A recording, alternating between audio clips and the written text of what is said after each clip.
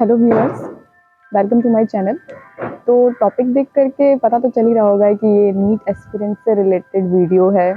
पता है, तो मैं प्रिपरेशन कर रही थी ना, तो तब कोविड टाइम था। तो फिर कोविड टाइम में वो जो अचानक से शिफ्ट हुआ था ऑफलाइन से ऑनलाइन में, कभी कभी ना वीडियोस लेक्चर्स देखते देखते आई में बहुत पेन होता था, देखना बंद कर देती थी। बट क्या करें, और कोई ऑप्शन था नहीं, देखना तो ज़रूरी है।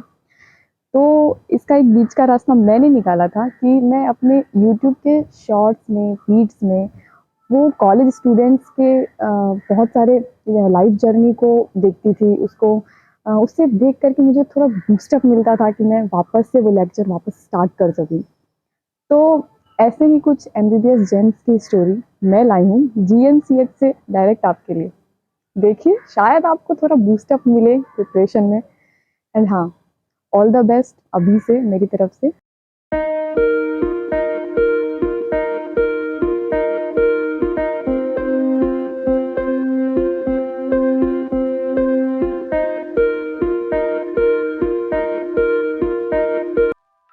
Hello everyone, myself Aditi Mittal.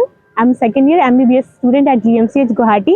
I scored 633 in NEET 2022.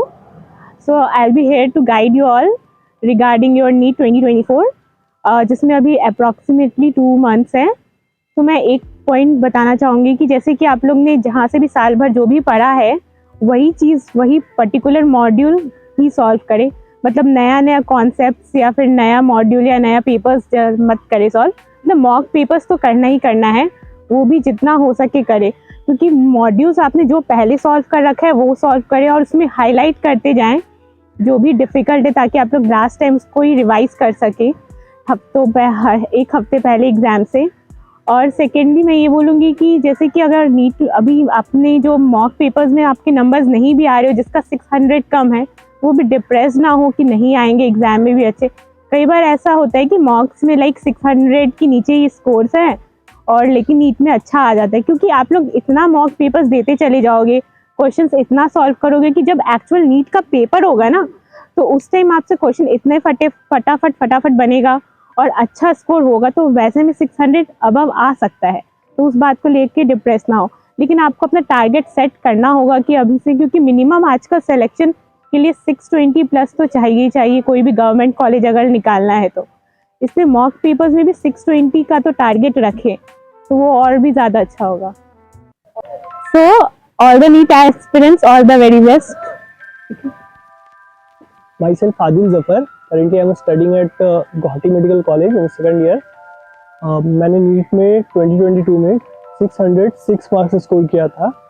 So right now हम लोग ये बात करेंगे। So as if like currently तुम्हारा 2 मंथ बचा हुआ है नीट के लिए, अप्रॉक्सीमेटली, या 2 मंथ। तो उस 2 मंथ में like what should be your strategies, मैंने कैसे किया था तैयारी, उसके बारे में मैं बताऊंगा। सो लाइक तुम लोगों में से बहुत लोगों को हो रहा होगा कि मेरा मार्क्स तो आ ही नहीं रहा है, but you are just revising revising and revising and you are not getting कि तुम्हारा गलती कहाँ पर हो रहा है। अब जो भी लास्ट 2 मंथ्स हैं, इसमें मैक्सिमम पेपर अटेम्प्ट्स करना, लाइक मैक्सिमम जितना हो सके तुमसे।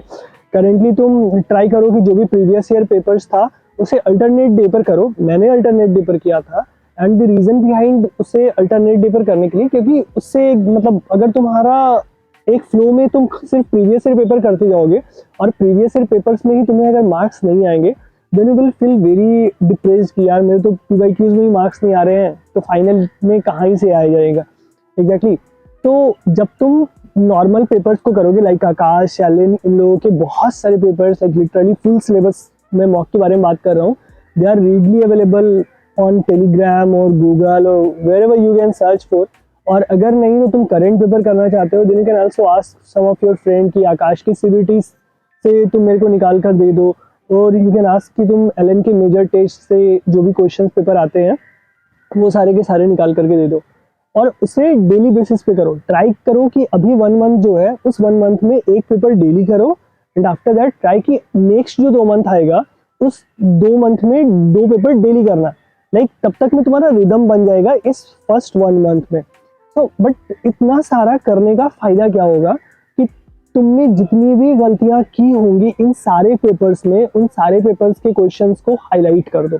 जिस जिस क्वेश्चन में भी तुमने गलतियां की होंगी, जब तुम टेस्ट अटेम्प्ट कर रहे होते हो, then try to take one highlighter also. क्योंकि हम लोग जब टेस्ट अटेम्प्ट करते हैं तो बहुत सारे क्वेश्चंस में हमें कंफ्यूजन होता है एंड वी जस्ट मार्क कि हाँ शायद 4 होगा, शायद 3 होगा इसका answer, but you are actually very confusing. तो नेक्स्ट टाइम जब तुम आओगे उस क्वेश्चन पर दोबारा, तो there is a very high probability कि तुम उस क्वेश्चन को गलत कर दोगे। So right now you just mark those question जिस पर भी तुम्हें डाउट था, नो मैटर व्हाट, किस टाइप का डाउट था, and after marking all those things, if you want कि बहुत कम मार्किंग्स है, then you can write those in your mistake copy. अगर तुम्हें मिस्टेक कॉपी नहीं बनाना है, then I will request you कि जब तुम पेपर को दोबारा देख रहे हो, वीक में एक दिन मान के रखना कि तुम्हें पेपर एनालिसिस जो भी गलत कर चुके थे उसे दोबारा से देखो। ओके, जैसे कि तुमने अगर एक वीक में 7 पेपर या 6 पेपर, 5 पेपर भी अगर अटेम्प्ट किए हैं, तो उस 5 पेपर में एक पेपर में तुम्हारे 20 अगर गलत आ रहे हैं, 40 भी गलत आ रहे हैं, तो अभी के लिए घबराओ मत।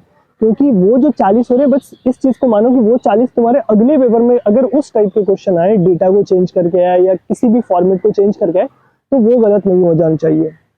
ओके, सो आई थिंक इतना करने से हो जाएगा। सारे जितने भी लोग का सिलेक्शन होता है सब में यही कॉमन है। I have seen everyone.